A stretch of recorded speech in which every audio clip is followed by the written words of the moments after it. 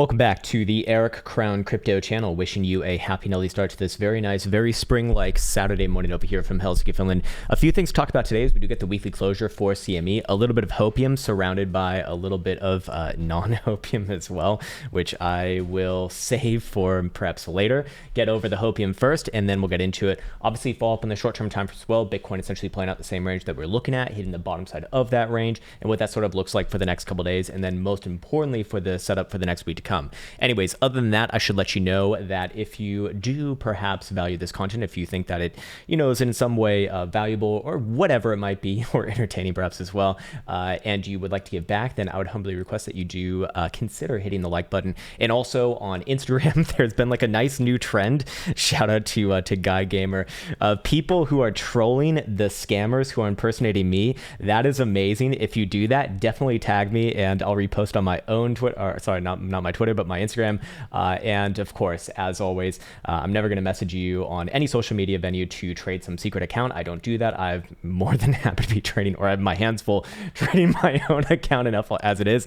And if you are interested in my actual Instagram and socials, then they are in the link description below, as well as the old Bybit shill. There you go, 4,000 or 5,000, whatever the fuck the deposit. They got a deposit bonus, blah, blah, blah, blah. Shill. All right, let's get into it right now. So we're going to come back into the Krown chain application a little bit later. I do want to point out that fear and greed index is once again actually back within the context of the extreme fearful zone. So let's now get into it. I want to start this one off with the hopium. Now, again, please understand that when we talk about hopium, in this case, a little bit less likely, but because of the way that CME closed yesterday for the weekly, it is relevant to say that, hey, if Bitcoin does trade back above last week's high at $43,000, then this would be, at least in the way that I look at things, confirmed as, your next major confirmation as a major, and in this case, a macro low. At that point, very likely looking at targets based off of several other things that we're going to go over soon enough to the upside, namely in the upper 50s, low 60s over time. But for right now, again, I want to reiterate my stance that as long as Bitcoin is below, especially about $44,000 to $45,000, risk remains lower. And, I've gotten a lot of shit on this as of recent. Hey, fair enough. Everyone is, of course, entitled to their own opinion, but this is why I have these rules, at least for myself, kind of keep me safe from these sort of situations that we saw last week, which within the context of current price action is still just within the overall trend. And, well, not great.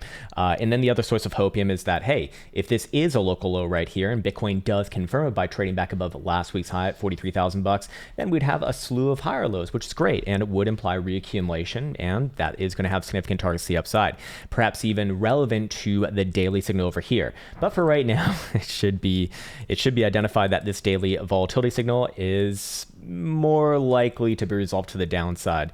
Anyways, in this case, I want to once again go over this, as this is going to be a big focus likely for the next week to come. Again, I don't think that this plays out over the weekend. And over the weekend, Bitcoin, if I had to call it, probably a little bit of a bouncy bounce, although I don't feel too married to these ideas, to be fair.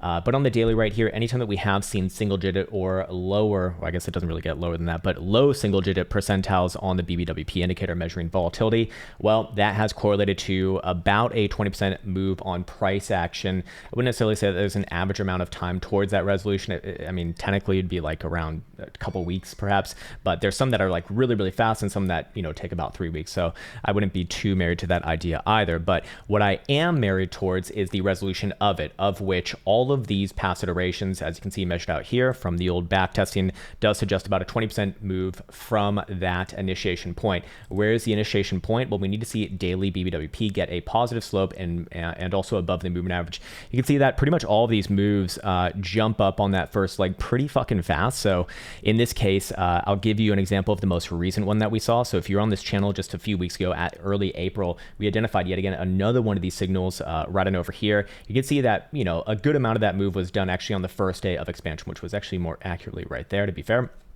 Wasn't doing that one super intensely, but in this case, about 19% to the downside over the course of the next 13 days, as you can see. So we're very likely going to get another one of these more powerful signals, and I would actually really focus on that word powerful, because in this case, daily BBWP is one of the lowest that we have seen. So that does imply that the resolution from that, the expansion phase that happens after that, is probably going to be greater than, these ones that didn't get down as much, just in general. Comparable maybe to what we saw over here in January, which was a pretty catastrophic move, to be fair.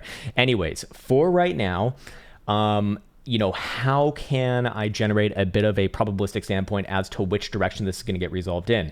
Well, as you can see right here, I do have a daily stochastic momentum oscillator on the board, and I have backtested this for just the general direction upon that first volatility expansion. And of the last 10 iterations, we've seen 8 of those resolve in the same direction as what stochastic momentum was suggesting for that first day. So what does that essentially mean? It essentially means, about 80%. Some of them can happen really, really fast. So it's like, if you do wait for it, it's not gonna be too helpful. So I do think it'd be wise to employ some lower term timeframes to kind of catch this next very likely move. And for what it's worth right now, it is still remaining to the upside. 39,500 going to be the magical number to remain with daily upside stochastic momentum. And well, Bitcoin's trading above there right now, so it's going to the moon and beyond. And if it does play out that 20% move to the upside, probably looking somewhere, I guess it wouldn't be $50,000 anymore because prices moved since then. It'd probably be more around $48,000. Doing some mental math, as I'll just redraw this perhaps. So we'll do it like this. All right, so 4. Okay, and then like an 8 as of right now. Again, we have to take it from like when it actually spends. And to the downside, it implies somewhere around like 33, basically the weekly base. The reason why I'm calling this one out is because it will naturally turn down below 39.5. And if we do see a closure below there on a daily, I'd preferably like to see this on no earlier than like Sunday. As I really don't trust weekend price action, but if we do see that resolve to the downside or that get ticked off to the downside, then the probabilities of this whole of this whole formation being resolved to the downside increase drastically. Again, with targets basically back down around our weekly lows coming in from January, February, and once again in March. So that'd be your mid 30,000s. And who knows where a stray wick kind of follows its way as well. But as long as this condition is not being met, hopium does still remain alive. And I suppose that we could go over the lower term timeframes while we're here as well, and then we'll go do some washboarding later. But in this case, what do we see over here as far as funny rates go? We do see, somewhat negative funny rates actually on the hourly showing at negative 0.007%, on the daily showing negative 0.001%. I mean, very minimal here on the daily, but ultimately, does that align with maybe a weekend bounce? I do think that a Bitcoin's going to bounce probably does happen over the weekend in this case. And bounce can come up kind of around where we were yesterday at that 40,500-ish region, give or take. I really don't feel, again, too married to these ideas. But that's essentially, that would essentially be a technical bounce in this case. Let's see where the fibs kind of show us at for this current low, not the one that we had prior. And yeah, that'd be about 40,500 or so. And then just range resolutions from there. Above there on a 4-hour closure, I do look for a move towards 41.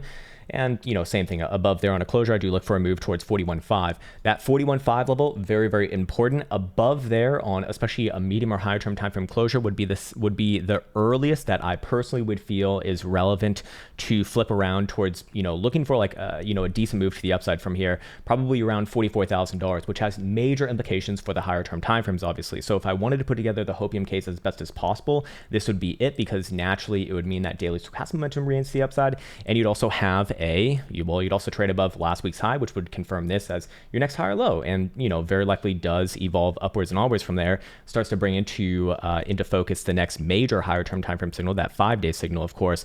And if we do go reference short term time frame stochastic momentum, you will notice, or very likely notice, that it is still technically down right now, but I do suspect that we're setting up for a corrective move here with volatility this high on the short-term timeframes, like the 4-hour. It's going to be hard to kind of keep it down this low for this long in a critical region like this. Technically speaking, though, 40,200 is a magical number right now. Obviously, that's going to change upon the next closure, which comes in about 1 hour, 21 minutes. So we'll have to reference that a little bit later.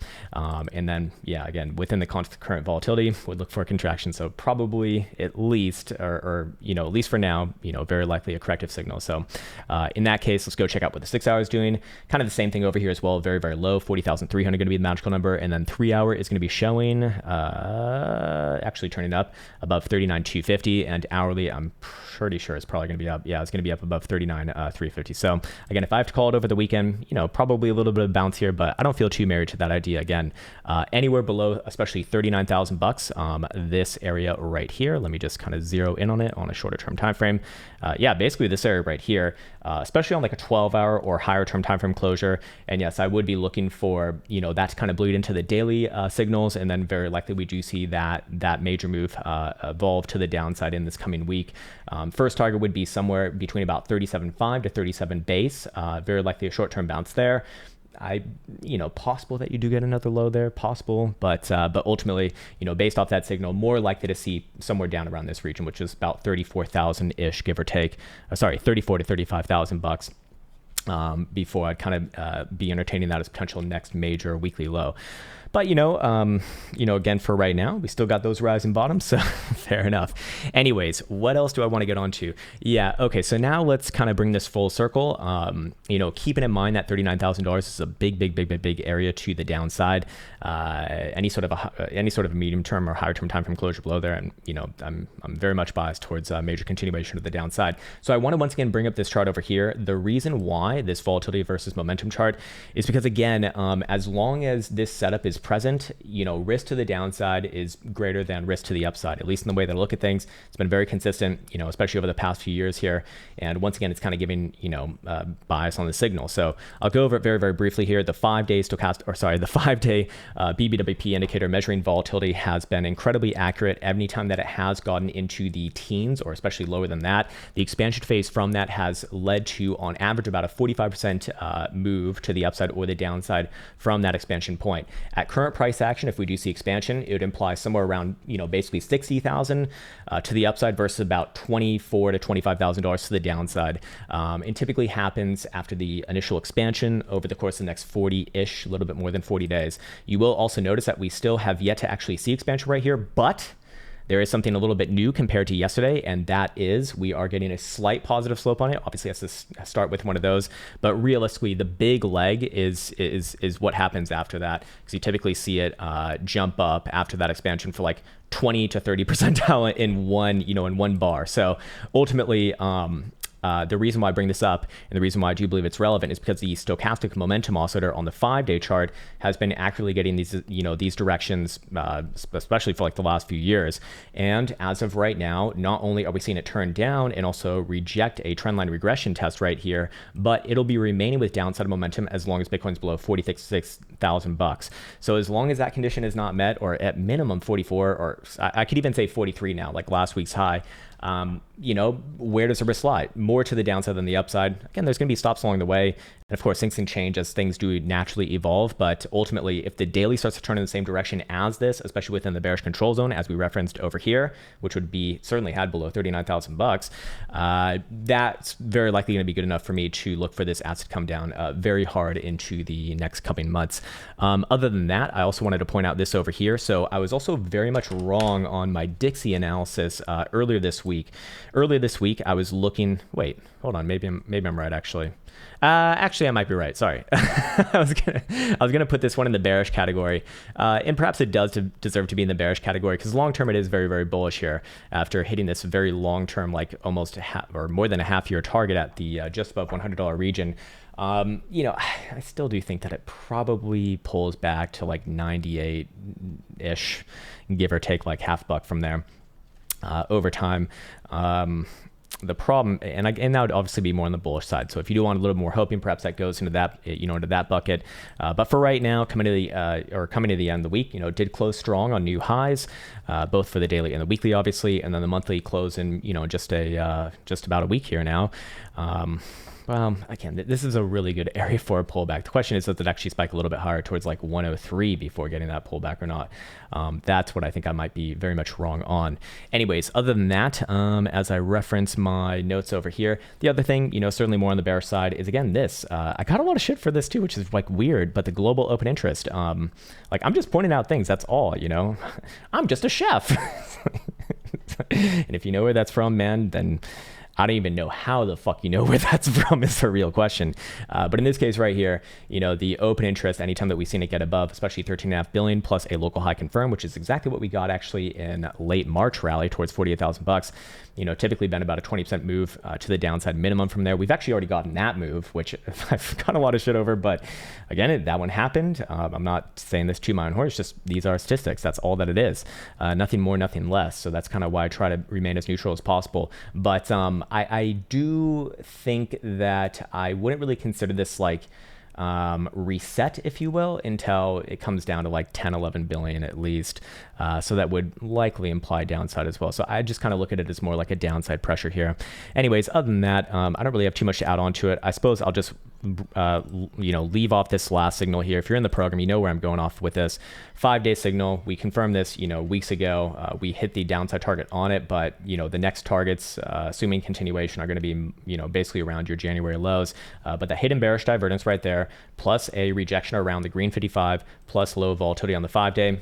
Again, I actually haven't back tested this particular time frame for that setup, but on lower term time frames, typically a high probability setup. So with that in mind, I'm going to be signing off right there. I want to wish you well. Take care and stay safe, and see you hopefully soon.